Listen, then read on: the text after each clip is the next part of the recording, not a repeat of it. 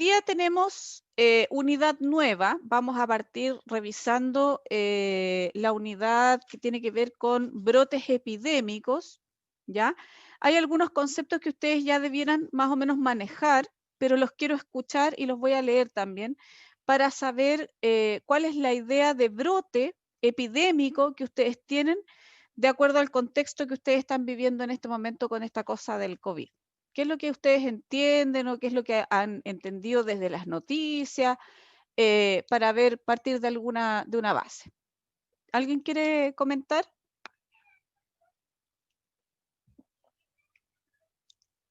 Chiquillas.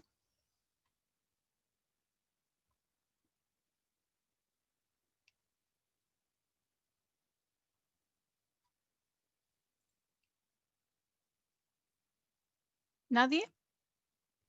Javier, tú que saliste sorteado.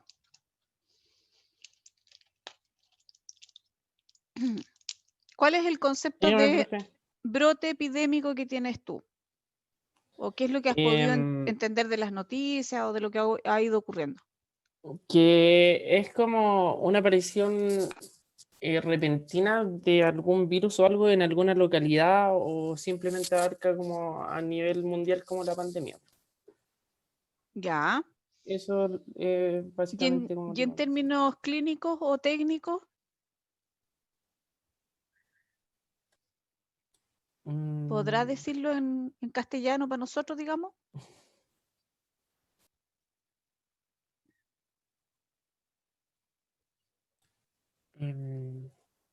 no sé la idea, profe. Ya. ¿Alguien más que le quiera ayudar a Javier? Profe, ¿puede ser como la incidencia de una enfermedad, como de los casos nuevos dentro de una localidad? ¿Cómo a eso se refiere o no? Ese es el lenguaje técnico que estoy buscando, pero ¿cómo defines un brote epidémico?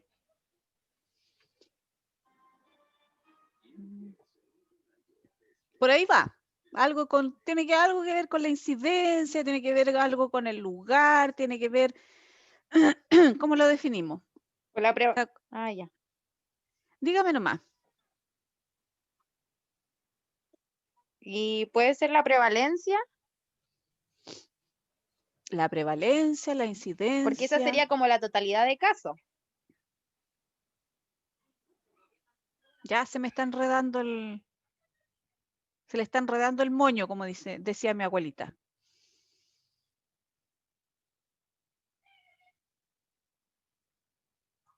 Vamos a dilucidar inmediatamente el misterio. ¿Puede ser como el número de casos en un lugar determinado? Ya, pero un número de casos, ¿qué? Del mismo virus o enfermedad que esté en ese lado puntual, como por ejemplo lo de Wuhan, lo del mismo coronavirus partió en un sector como un brote y después se expandió como pandemia, ¿o no? Pero le falta algo, le falta sustancia a su respuesta, Mónica. Por ahí va, por ahí va. Tiene que ver con los casos. Y aquí está la definición técnica en castellano, como yo les decía. Y brote epidémico es un brote, ¿no es cierto? Es algo que ocurre, digamos, no de un momento a otro, pero sí tiene que ver digamos, con tiempo y con cantidad, ¿ya?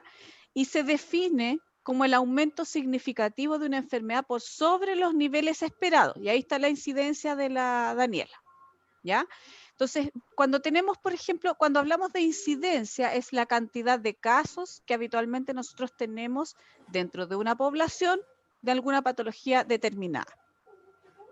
Si yo les digo que la incidencia de hipertensión está alrededor del 40-45% de los adultos mayores de 40 años, lo que estoy diciendo es que por cada 100 adultos de 45 años, 45 probablemente van a desarrollar la hipertensión, ¿ya? O van a manifestar la hipertensión en un periodo X de tiempo, ¿ya? Eso es lo que digo yo con la incidencia. La prevalencia es cuántos casos yo tengo habitualmente en un periodo de tiempo de una determinada enfermedad. Por ejemplo, voy a inventar, estas cifras no tienen nada que ver con la realidad, pero para que me entiendan, si yo digo que en marzo yo tuve 5 casos de coronavirus, estoy inventando, en marzo, abril tuve 5 más, en abril, mayo tuve otros 5 más, y así tuve 5 casos cada mes, yo puedo decir que hay una prevalencia de 5 casos por mes, más o menos, ¿ya? O sea, cada mes yo podría esperar 5 casos nuevos. Cuando yo hablo de un brote epidémico, quiere decir que, por ejemplo, lo que ocurrió un poco acá en Chile, que era un poco a lo que apuntaba la Mónica, o digamos lo que ocurrió más bien en China, es que yo tengo, por ejemplo, una enfermedad que puede tener una prevalencia de 5 casos por mes y que al mes siguiente, por alguna razón X, esa prevalencia aumentó, o la incidencia más bien aumentó, ¿no es cierto?, de tener 5 por mes a tener 100 por mes, por ejemplo, ¿ya? O ya incluso si yo tuviera 20 casos por mes, ya habría un aumento significativo y ahí estaríamos hablando de un brote epidémico. Entonces tiene que ver con tiempo, tiene que ver con cómo se comporta la enfermedad habitualmente y tiene que ver con la cantidad de casos habituales que yo tengo de una cierta patología, ¿ya? Si nosotros pensamos en el coronavirus o digamos cualquier patología infecciosa que no existe acá en Chile, lo más probable es que si yo tengo 3 o 4 casos de una patología que no es habitual en nuestro país, ya es importante y ya estamos hablando de un brote epidémico, ¿sí? Por ejemplo, si yo les hablo que, si les digo que viruela, estamos hablando de la viruela, ya prácticamente no existe en Chile, ¿ya? Y yo me topo de golpe y porrazo con 5 casos de viruela, ya tengo un brote epidémico, ¿sí? Porque de no tener ningún caso a tener 5, pasé en un periodo de tiempo muy corto, aumenté significativamente la incidencia, ¿ya? Por lo tanto, vamos a tener también como sinónimos, en el fondo, la epidemia y el brote. Ahora, los términos de epidemia, pandemia o brote, digamos, uno los podría poner de alguna manera como una escalera, ¿ya? Vamos a ver si me sale la escalera. Tenemos aquí un peldaño y podríamos decir que acá abajo está el brote, ¿no es cierto? Acá arriba está la epidemia y acá arriba, cuando ya son muchos los casos, más vamos a hablar de pandemia, ¿ya? Acuérdense que tenemos acá, más abajo en la escalera, un espacio, ¿no es cierto?, donde nosotros hablamos de endemia. ¿Se acuerdan de eso? ¿De ese concepto? ¿Qué es lo que era la endemia? O nómbrenme alguna patología que sea endémica. ¿La vinchuca? Eso mismo, el mal de Chagas. ¿Por qué es una endemia? Porque Que no son tiene de que ver esa con si es una parasitosis o no. Ojo con eso, no se confundan. que son de Porque esa localidad, de una localidad específica, ¿o no? Javier, ¿qué dice Javier? que se encuentra localizada, que se puede dar solamente en alguna región o en algún lugar determinado, ya puede ser por el clima, por las condiciones ambientales, el tipo de lo que como, a ver, por ejemplo, como el mal de Chagas, que se da, por ejemplo, acá en la quinta región, se ve mucho donde vivo yo, por la zona de Putaendo, y es solamente en esa zona, es muy sectorial. Entonces, como que, por ejemplo, Putaendo está acá 30 Ya, a ver, kilómetros y los Andes... espérame un poquito, Javier, que estoy leyendo los comentarios del chat y están todos enredados. Si yo les digo que, a ver, alguna enfermedad infecto contagiosa que sea endémica, si yo les digo que tenemos, por ejemplo, a ver, de los niños puede ser un virus incisional, ¿ya? Un virus incisional que es endémico en endémico y además es estacional, ¿ya? Es una patología que quiere decir que habitualmente hay casos que pueden estar localizados dentro de una misma lugar o no, o sea, digamos geográfico, ¿ya? No tiene que ver mucho con que es oriundo de, que es un poco a lo que ustedes apuntan, que solo pertenece a esa región. Lo que pasa es que se dice que es endémico porque en esa zona se dan casos en forma habitual, ¿ya? No hay un aumento significativo de casos, sino que hay un caso, 2 casos, 3 casos, pero que se dan en la misma zona y eso está bien que sea una endemia. Pero si yo digo que en invierno el virus sincicial se transforma, ¿no es cierto?, en endémico, los primeros meses se espera una cantidad de casos durante los meses de abril, mayo, junio, ¿no es cierto? Y que ya dentro de las proyecciones del año anterior, por ejemplo, sabemos cuántos casos más o menos vamos a tener. Estamos hablando de que es una patología que habitualmente aparece en una estación del año, ¿no es cierto?, en una zona determinada probablemente, y que básicamente tiene la cantidad de casos que no ha variado su comportamiento en el tiempo, ¿ya? Por lo tanto, la endemia vamos a hablar cuando una patología es, digamos, tiene un comportamiento habitual, ¿ya? No sé si me explico, chiquillos. Javier, Mónica, Sí, profe. ¿se entendió? O sea, si yo, por ejemplo, tengo lo que yo les decía recién, si yo lo tengo 5 casos en un mes, 5 casos al otro mes, esa patología que habitualmente tiene 5 casos y que se comporta de esa manera durante el año, es una patología endémica que además probablemente está circunscrita a un área geográfica determinada, ¿ya? Cuando yo hablo de brote, estoy hablando de que de esos casos que son endémicos, ya que hay una prevalencia establecida y que además hay un lugar geográfico, ¿no es cierto?, que me permite decir, por ejemplo, que el anta es endémico en la zona sur, ¿ya? O sea, hay casos, tarde, mal y nunca, pero se dan específicamente más bien en la zona sur. O lo que decía el Javier, que de la vinchuca en la zona de Pitrufquén, no sé dónde estabas mencionando, Javier. O, por Putaendo hacia la ejemplo, quinta región. Putaendo, eso. Por ahí la Pauli dijo malaria, pero la malaria no es tan endémica en nuestro país. De hecho, malaria hay muy poca y solo en el norte del país y son casos muy contados, es muy raro. A ver, ¿qué otra patología? Por ejemplo, no sé, rabia humana hay muy poco, pero el anta, yo creo, y el mal de Chagas son buenos ejemplos.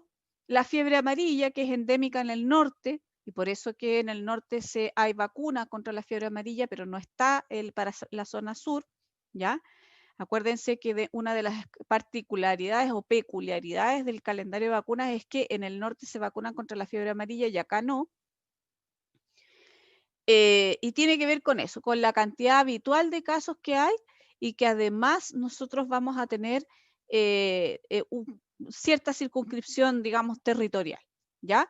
Cuando hay un brote, si nosotros seguimos este modelo de escalera, yo puedo decir que de esa endemia hubo un aumento de casos que no es tan importante, pero sí que me lleva a prender mis alarmas porque probablemente en algún momento ese brote, ¿no es cierto?, se puede transformar directamente en una epidemia, donde ahí ya vamos a tener una expansión geográfica, ya vamos a hacer estas distinciones de conceptos más adelante, y cuando ya decimos que traspasa las fronteras de los países, ¿no es cierto?, vamos a hablar de una pandemia, ¿ya?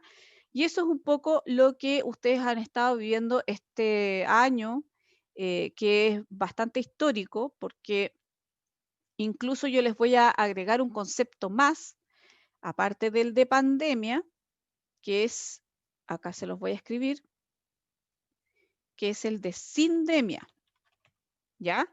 De sinergia más pandemia, que en este caso lo que se ha ido estudiando del SARS-CoV-2 o del COVID-19, digamos, es que ya dejaría de ser una pandemia propiamente tal, sino que sería una sindemia. Y una sindemia es un concepto más bien sociológico y epidemiológico que habla de que hay una sinergia, ¿ya?, de factores, aparte de la enfermedad misma o del virus mismo, pero que ese virus no tiene una mortalidad pareja para todos. No es como, por ejemplo, decir, no sé, por la peste negra, que ahí todos se mueren, ¿ya? Solo porque tienen peste negra. En cambio, con el COVID-19, generalmente las personas que tienen mayor cantidad de problemas son aquellas que tienen de por sí alguna preexistencia como patologías cardíacas, como por ejemplo patologías respiratorias, y que además hay factores sociales o determinantes sociales que afectan la producción de esos preexistencias, como por ejemplo la pobreza. ¿Ya? Entonces, vamos a ver un aumento de los casos y un aumento de las muertes, sobre todo, que se concentran en el estrato más bajo de la población y en ciertas edades extremas, que son las que concentran estas preexistencias, ¿ya? Este es otro concepto que, si ustedes quieren, lo pueden buscar, que es sindemia, que es un concepto que se le está poniendo ese apellido a lo que estamos viviendo en este momento. ¿Habían escuchado ese concepto de la sindemia? La Pauli dice que no, la Fernanda no. Ya, ahora lo saben, aplíquenlo. Si quieren leer más, hay un artículo bastante bueno que lo explica bastante bien, que está ahora en, chuta, no me acuerdo dónde fue que lo leí, pero en uno de los diarios online aparece. Aunque no es un concepto nuevo, ¿ah? Vamos a revisar algunas definiciones. ¿Estoy grabando? Sí, ya. Vamos a revisar algunas definiciones y me voy a esconder para que ustedes puedan ver las láminas completas. Vamos a tener, en primer caso, cuando uno hace uno detecta un brote, ¿no es cierto?, de alguna patología o un brote epidémico, si ustedes quieren, lo primero que uno tiene que hacer es la investigación epidemiológica. Y esa investigación epidemiológica tiene que ver con detectar de dónde salió ese brote, y lo que queremos saber es el caso primario o el paciente cero, que se llama. También lo pueden encontrar así. Aquí le falta terminología a esta. Este es el paciente cero, ¿ya? Y el paciente cero generalmente es el que parte con la sintomatología. Hoy no se ve mucho, pero ahí dice paciente cero, chiquillo. Parte con la sintomatología, ¿no es cierto? Y es el primer caso del brote y es el que habitualmente el que va contagiando al resto de las personas, que son contactos más estrechos, ¿ya? Vamos a tener otro concepto más, que es el de expuestos, que son los pacientes sometidos al factor de riesgo. Por lo tanto, en el caso del COVID-19, ¿no es cierto?, que ustedes bien lo conocen ya bastante bien, ¿cuáles serían los expuestos? ¿A qué se considerarían expuestos en el caso del COVID-19? ¿A quién podríamos considerar expuestos?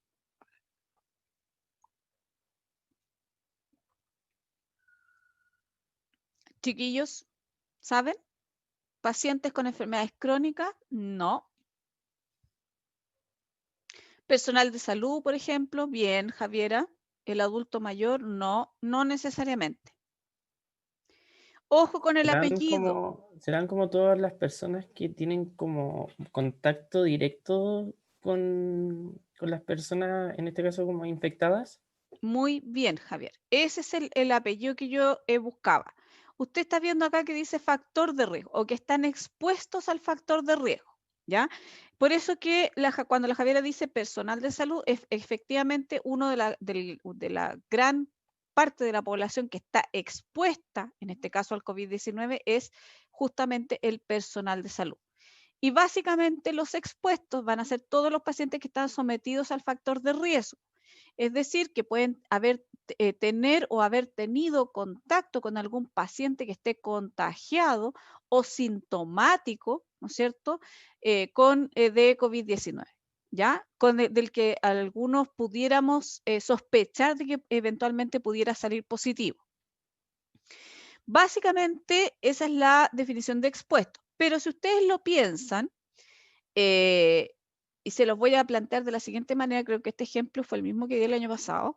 Cuando uno hace un estudio de contactos, por ejemplo, un estudio epidemiológico de un paciente que salió positivo a una meningitis, y esto lo tienen que haber escuchado muchas veces en la radio, y que viajó en bus o en avión, ¿no es cierto? Todos los expuestos van a ser aquellas personas que viajaron con esa paciente que dio positivo a meningitis en esa oportunidad y que tomaron el mismo vuelo o hicieron el mismo viaje en bus, y a ellos se consideran como expuestos, ¿ya? O expuestos o contactos. Entonces, ¿qué es lo que se hace? Generalmente se cita a todos los pacientes o se les da un aviso, ¿no es cierto?, que se acerquen a la autoridad sanitaria para que se les haga el estudio que corresponde a un expuesto o a un contacto. En el caso de la meningitis se les toma una serología y en el caso del COVID-19 se les toma el PCR, ¿no es cierto?, que es el más rápido para poder determinar si efectivamente están contagiados o no. Después tenemos la tasa de ataque, que son los casos efectivos, ¿no es cierto?, los que me han dado positivos, partido por los expuestos por 100, ¿ya? En este caso, si nosotros pensamos en el COVID-19, vamos a tener una tasa de ataque, digamos, bastante alta, porque los casos que estamos teniendo en este momento son bastante altos y los expuestos seríamos todos los que no estamos en cuarentena preventiva, ¿ya? Que para poder saber cuántos son es muy difícil y lo que se hace es una estimación en este momento y por eso ocurre lo que está ocurriendo ahora, de que hay diferencias en las cifras, de que hay diferencias en las estimaciones y todo lo demás. La diferencia está en que si eso se hace, la estimación, digamos, se hace a conciencia o no. Y el reservorio es el lugar de supervivencia o desarrollo de microorganismos, que esto ya lo vimos, ¿no es cierto?, en los conceptos anteriores.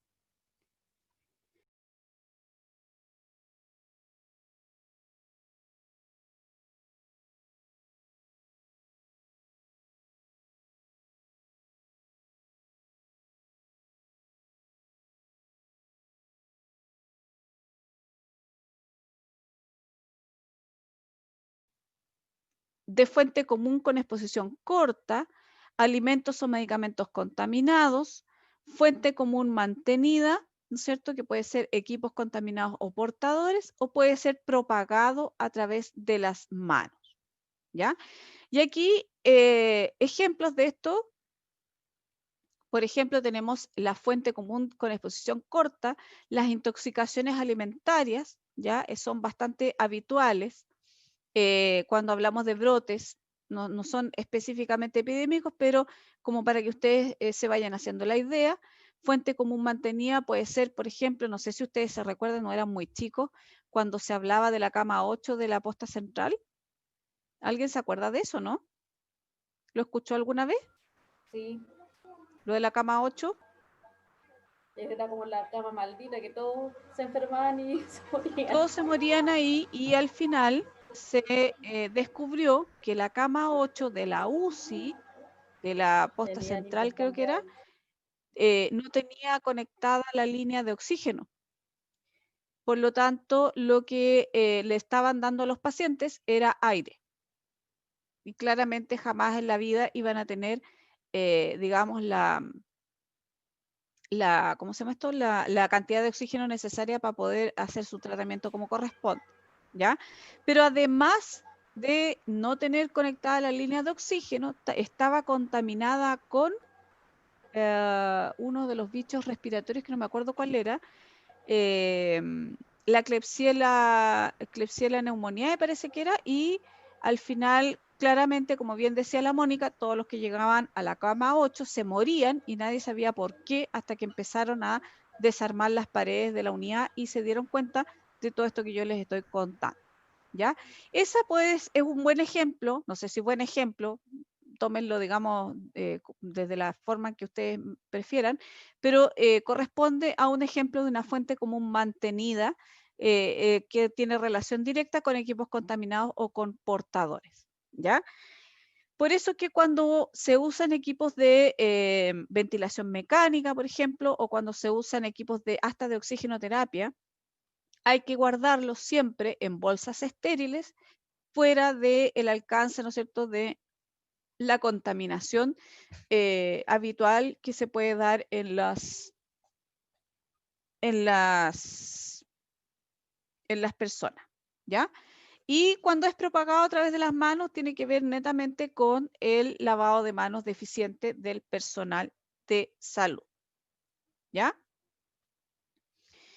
Entonces, vamos a ver las etapas en la investigación Profe, de los consulta. brotes, donde el primer paso siempre es el definir el caso, ¿no es cierto?, comprobar la existencia del brote, o sea, efectivamente comprobar que ha habido un aumento significativo en la incidencia de una patología, describir el brote, si corresponde a una sola patología, a varias patologías, etcétera, etcétera, formular una hipótesis de la causa del brote, aplicar medidas de intervención de forma inmediata, ya que serían las que los gringos les encanta llamar las medidas de contención, ¿ya? O sea, contener el virus en ese, o digamos el patógeno en algún lugar determinado para que no se siga propagando, realizar el estudio epidemiológico, aplicar las medidas de control definitivas que son tendientes a la erradicación o a la solución, digamos, del brote, documentar el control del brote e informar,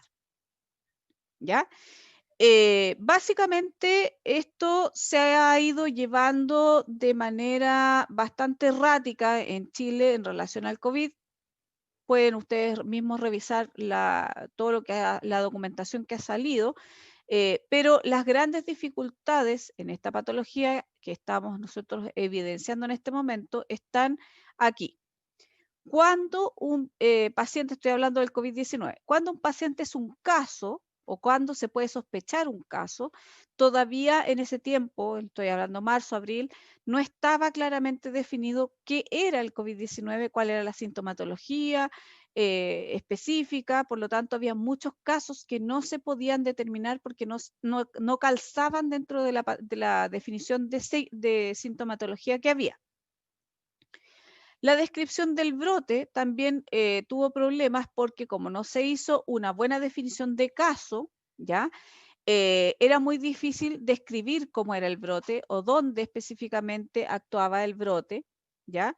Y la causa de la hipótesis de la causa del brote también costó por lo mismo, porque como era muy difícil definir los signos y síntomas, era muy complejo también formular cuál era la causa del brote, además que estábamos hablando de un microorganismo totalmente desconocido que había sido muy hermética toda la transición desde China para acá. Como esto no se cumplió, por supuesto que aplicar las medidas de intervención de forma inmediata o de contención no se aplicaron de la manera más rigurosa, si ustedes quieren, y ahí pueden ustedes averiguar si es que hubo algún otro problema entre medio, pero básicamente tiene que ver con un comportamiento de las autoridades en términos de poco conocimiento de lo que se estaba trabajando. El estudio epidemiológico se hizo, las medidas de control definitivas todavía se están estudiando porque todavía, aunque ustedes no lo crean, están encontrando aspectos nuevos del virus y además este virus ha ido mutando en sus formas genéticas que han estado llegando a Chile, por lo tanto las manifestaciones también han ido cambiando y este proceso cada vez que parte una nueva cepa o una nueva mutación hay que partir del número 1 nuevamente, ¿ya? Documentar el control del brote, eso yo creo que no hubo problema a nivel de la Seremi y del ISP. Y la información que se dio, digamos, a las autoridades correspondientes tampoco debiera haber habido mayor problema. Esa es una apreciación bastante rápida de todo lo que ha ido pasando en el caso del COVID. Si ustedes quieren, pueden discutir lo que acabamos de comentar en un Padlet, ¿ya? ¿Qué es lo que ustedes creen que pasó con la investigación en caso del COVID-19 y por qué se están tomando medidas como más que de preventivas, sino que reactivas, ¿ya? No sé si me expliqué. Sigamos. ¿Qué es lo importante? Que era un poco lo que yo les decía, conocer el agente etiológico, o sea, saber cómo se llama, cómo actúa, cuál es el mecanismo por el que produce, ¿no es cierto?, la infección, conocer cuáles son los factores de riesgo. Y aquí era donde yo les comentaba al comienzo de la clase, les hablaba de la sindemia, porque efectivamente el virus COVID-19 en este momento ya se considera los factores de riesgo no son solamente físicos, sino que también hay determinantes sociales que llevan a pensar que el virus podría estar actuando más en una población, en un sector de la población que en otro. Conocer los modos de transmisión, aunque ustedes no lo crean, seguimos con el ejemplo que es el más presente que ustedes tienen. Para el COVID-19 todavía se está discutiendo los modos de transmisión, a pesar de que la CDC ya estableció, ¿no es cierto?, que este virus se propaga a través del aire, ¿ya? ¿Cómo se hace la investigación? Cuando uno va a hacer el estudio epidemiológico, uno va a buscar principalmente factores comunes en los casos que pueden sugerir cuál es la fuente, ¿ya? Sobre todo cuando no sabemos cuál es la patología que estamos trabajando, hay que ver cuáles son los factores comunes que tienen los pacientes, ¿no es cierto? Y aquí tenemos la edad, enfermedades de base, procedimientos invasivos, medicamentos que estén tomando, soluciones parenterales, infecciones en el personal de salud. Esto estamos pensando en una infección asociada a la atención de salud dentro de un recinto hospitalario donde tenemos que empezar a descartar todas las fuentes posibles de contagio de algún microorganismo multiresistente o nosocomial propiamente tal de algún recinto en específico, ¿ya?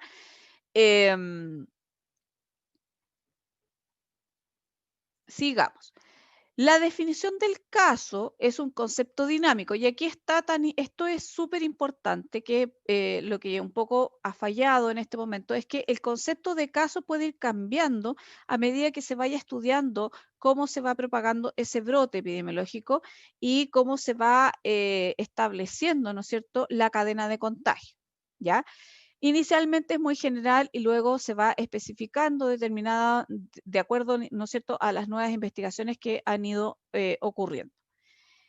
Se define un caso, estamos pensando en una infección asociada a la atención de salud, cuando hay 2 o 3 pacientes en varios servicios distintos con la misma sintomatología y el mismo patógeno. Luego pacientes con la misma infección pero con un agente específico y luego ya se va achicando, ¿no es cierto? Se va especificando y se determina el concepto se reduce a pacientes con la misma infección pero con un agente específico y en un servicio específico. ¿Ya? Pensemos que somos enfermeros de infecciones o de IAS y estamos en un recinto hospitalario y tenemos que definir el caso porque podemos tener un brote, ¿no es cierto?, de Clostridium, que es lo más habitual, o de Pseudomonas. Entonces, la definición del caso, que es una de las cosas más importantes que hay que hacer en la investigación epidemiológica, nos va a permitir identificar nuevos casos, permite saber cuándo se controló el brote, ¿ya? Y casos, básicamente, son los pacientes afectados por un mismo microorganismo, generalmente en un mismo medio de cultivo, y que presentan signos y síntomas similares en un mismo lugar geográfico del hospital y en un lapso de tiempo determinado. ¿Ya?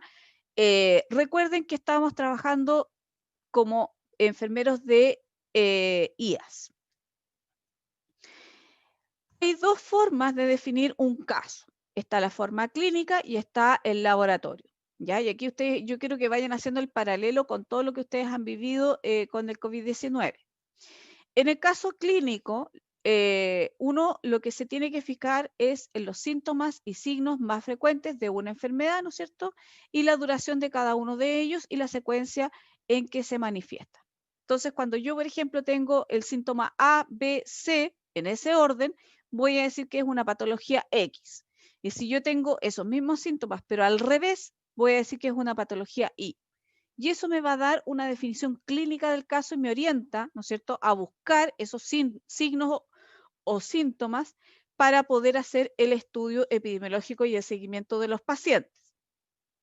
En el caso del laboratorio es más específico y el laboratorio determina el aislamiento de la gente a través de pruebas serológicas, que es el PCR famoso que ustedes han visto en el caso del COVID-19, y también hace pruebas de sensibilidad y eventualmente estudios genéticos como para poder determinar si es que ha habido alguna mutación de ese gen, o sea, de ese virus o bacteria o patógeno en general, o se sigue manteniendo la misma cepa que comenzó al principio. ¿Por qué esto es importante? El estudio genético nos permite determinar si el agente ha ido mutando, si es que esa mutación produce signos y síntomas distintos, que también hay que incluirlos a la definición del caso para, digamos, determinar a través de la clínica, ¿ya? Y para determinar también desde dónde pudiera haber llegado ese agente etiológico o dónde más se ha ido propagando. A través de la huella genética que van dejando los microorganismos, nosotros podríamos eventualmente hacer el trazado o la ruta, si ustedes quieren, de contagios de esa patología. En el caso de la definición de casos epidemiológicos, vamos a determinar el inicio de la enfermedad en un determinado periodo de tiempo, lugar y fuente de infección sospechosa. O sea, tenemos que tener claridad que para efectos de estudios epidemiológicos, lo que a nosotros nos va a interesar es esto: el inicio de la enfermedad en un determinado periodo de tiempo, lugar y fuente de infección sospechosa, ¿ya? En el caso del COVID-19, por ejemplo, toda la gente que viajó al extranjero en verano, ¿ya? Lo más probable es que tengamos, ¿no es cierto?, esa definición de caso para poder hacer el seguimiento epidemiológico de todo el resto de las personas que venían en ese avión o que venían viajando con ellos. Hay que comprobar la existencia de brote a través de, ¿no es cierto?, la definición del caso, y por eso es tan importante ese primer paso, porque antes de investigar un brote o epidemia hay que investigar si existe realmente, ¿ya? Porque puede ser que estemos confundiendo signos, confundiendo síntomas, o a lo mejor nuestras estadísticas claramente no están bien hechas y hemos tenido un aumento significativo de casos, pero a lo mejor tiene relación con que se cambió la modalidad de detección de los casos y se está haciendo más eficiente. Y eso no significa que haya un brote, sino que hay una mejora en la detección de la patología. Para corroborar la existencia de brote, hay que primero descartar los pseudobrotes, ¿ya? Y para eso tenemos 4 elementos que tenemos que, ¿cómo se llama esto?, que considerar. El primero es la falta de correlación entre los resultados de laboratorio y los hallazgos clínicos. Ese es el primero. O sea, si yo tengo un laboratorio que me dice, no, mire, sabe que este paciente no está contagiado con el virus H, estoy inventando, a pesar de que tenga la sintomatología, hay que revisar qué está pasando con esa determinación clínica de esa patología, ¿ya? Verificar cambios en los sistemas de trabajo, o sea, si hubo cambios en el registro, en la detección, por ejemplo, de la patología, que es lo que ocurre habitualmente, no es que exista un brote, sino que a lo mejor se está haciendo más eficiente en la detección. Hay que descartar una probable contaminación de las muestras y aumento en el nivel de conocimientos del personal de infecciones asociadas a la atención de salud. A lo mejor antiguamente no se tomaban en cuenta ciertas cosas y ahora sí, y por eso se está encontrando más casos, porque hay un conocimiento mayor respecto a ese brote o a esa patología propiamente tal. Para comprobar la existencia del brote hay algunas estrategias, como por ejemplo revisar la vigilancia de días y meses previos, ¿no es cierto? Permite saber cuándo se inició el brote. Puede ser una endemia no detectada, puede ser una cantidad de casos que hayan estado siempre, ¿ya? Y que no necesariamente haya habido un aumento. Y si no hay datos, hay que revisar la información nacional u otra publicada, que un poco esto es exactamente lo que ocurrió en el caso del COVID-19. Como no habían datos porque es una patología nueva, lo que se hizo fue ver todas las alertas a nivel mundial que habían en relación a esta patología. Para describir el brote, tenemos la tríada epidemiológica o la tríada ecológica, como ustedes quieran llamarlo, de las dos maneras es correcto. Tenemos tiempo, lugar y persona, ¿ya? Tiempo, vamos a tomar en cuenta las curvas epidémicas con fecha de inicio del brote, ¿no es cierto?, relacionadas con el número de casos. En el caso del lugar, vamos a tener que centrarnos en servicios, sectores o salas y hacernos la pregunta si es que es un brote localizado, es un brote generalizado, ocurrió en todo el hospital o ocurrió en un solo servicio o qué pasó, ¿ya? En el caso de las personas, hay que determinar las características de las personas que se contagian, como edad, sexo, patologías, tipo de infección, procedimientos invasivos, medicamentos, y todo esto se hace para poder entender de mejor manera cómo se propaga esta infección. Vamos a calcular la tasa de ataque, ¿ya? Y para eso vamos a, en este caso, número de pacientes con IAS, estamos hablando de brotes de infecciones asociadas a la atención de salud, partido por el número de pacientes expuestos, o sea, el número de pacientes hospitalizados por 100, y eso nos va a dar la tasa de ataque de ese microorganismo. Después tenemos que dibujar la curva epidemiológica y la distribución geográfica, y para eso vamos a construir un histograma con los casos, ¿no es cierto? Y un histograma es un gráfico que básicamente es más o menos así, ¿ya? Tenemos ahí aquí vamos a tener, ¿dónde estás, corazón? Aquí. Vamos a tener ahí, ahí, ahí. Supongamos que ese es el comportamiento del virus, ¿ya? Pero además vamos a tener acá abajo ciertas cosas, otras, digamos, estos son los histogramas, esta es una cosa bien gráfica para que ustedes puedan entender más o menos cómo se hacen. Y aquí generalmente van o por edades o por sexo, ¿no es cierto? Y aquí va la cantidad de infectados que pudieran haber tenido, ¿ya? Y eso nos permite determinar varias cosas, entre ellos las características de los pacientes y el aumento de casos con ciertas características de los pacientes. Vamos a determinar el intervalo de tiempo, ¿no es cierto? O sea, el intervalo de tiempo va a depender de la aparición de los casos y del periodo de incubación. O sea, si yo tengo un periodo de incubación de 3 días y tengo, por ejemplo, no sé, casos desde marzo, tengo que tomar desde marzo y un poco antes para poder determinar cuántos casos han habido desde ese momento. Y vamos a sectorizar la distribución de casos y ahí vamos a tener que organizar de acuerdo a la distribución geográfica probablemente o las características de los pacientes. La distribución geográfica, en el caso de una IAS, vamos a partir de lo mayor a lo menor, y aquí vamos a tener primero que nada el hospital como tal, como completo, el servicio clínico, ya cuando es más localizado, la sala, y puede ocurrir, ¿no es cierto?, otras localizaciones como por ejemplo las visitas o el personal de aseo, por ejemplo, etcétera, etcétera. Hay que formular las hipótesis que expliquen el brote, que van a estar basadas en los datos clínicos y epidemiológicos, o sea, pensar por qué se puede haber producido ese brote. A lo mejor hay un suero contaminado, a lo mejor hay guantes contaminados, a lo mejor hay alguna técnica que no se está haciendo bien y que por eso están aumentando los casos.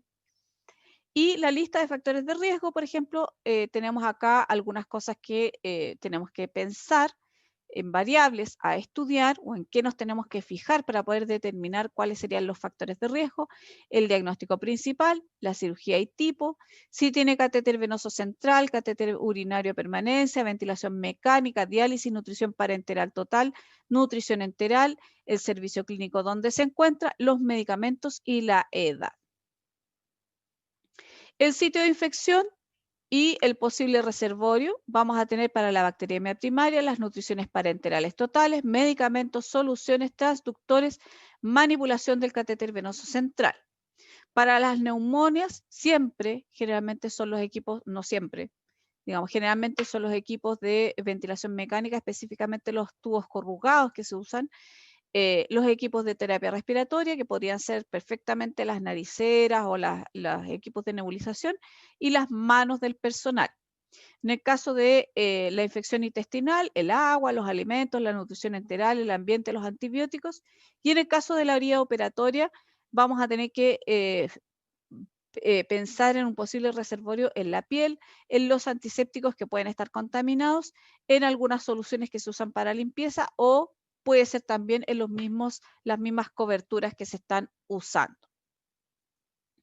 Vamos a instituir algunas medidas de control inmediatas o de contención, como les gusta a los gringos, y aquí vamos a considerar los reservorios y las vías de transmisión, las medidas de control orientadas a cortar las vías de transmisión. Y dentro de la investigación epidemiológica, en la mayoría de los brotes no se requieren estudios especiales, ¿ya?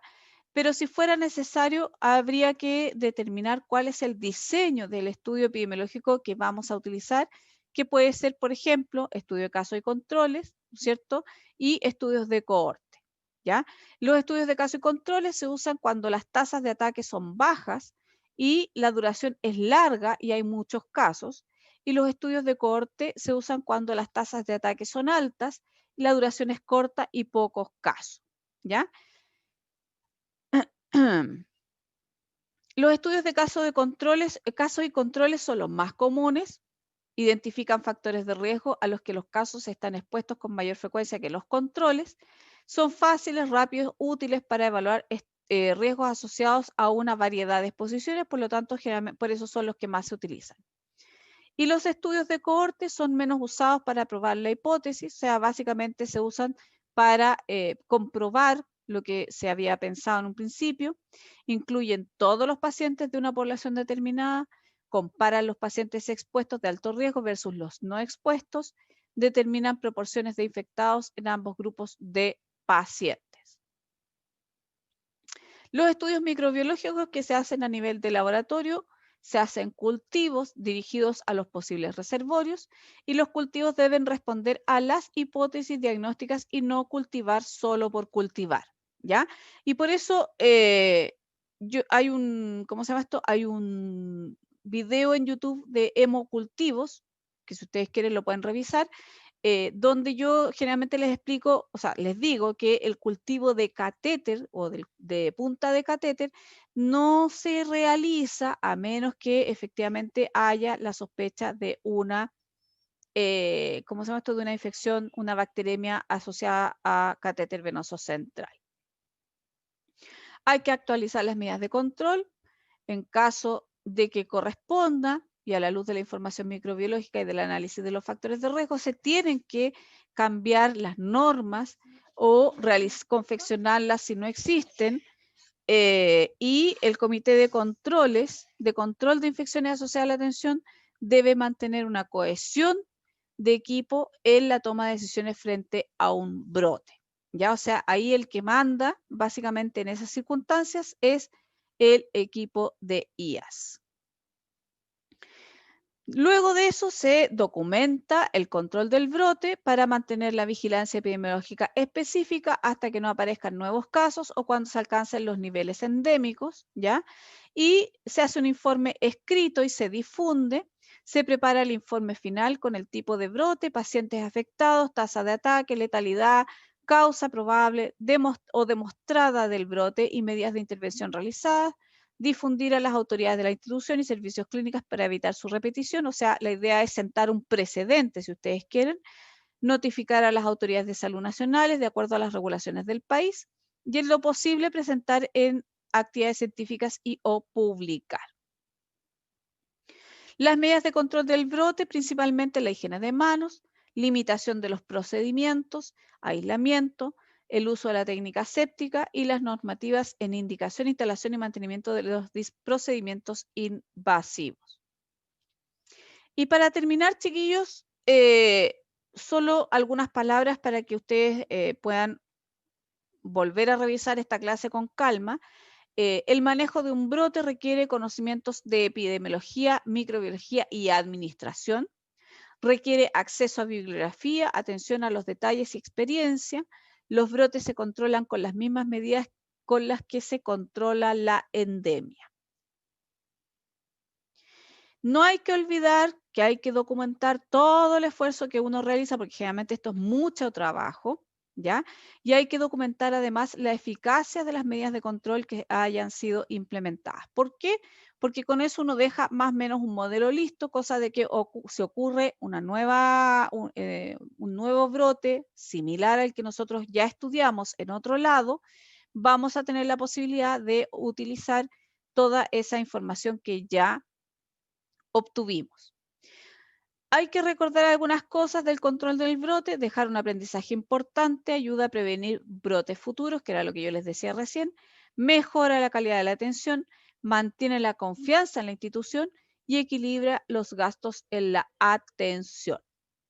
Y un brote es un aumento en el número de casos respecto a lo esperado, que eso es lo primero que dijimos. Y un brote se considera una emergencia en el control de las infecciones asociadas a la atención de salud, al que deben dirigirse todos los esfuerzos de control y a los que la política y la filosofía institucional deben apoyar y acompañar. Con esto, chiquillos, terminamos. Si tienen dudas, comentarios,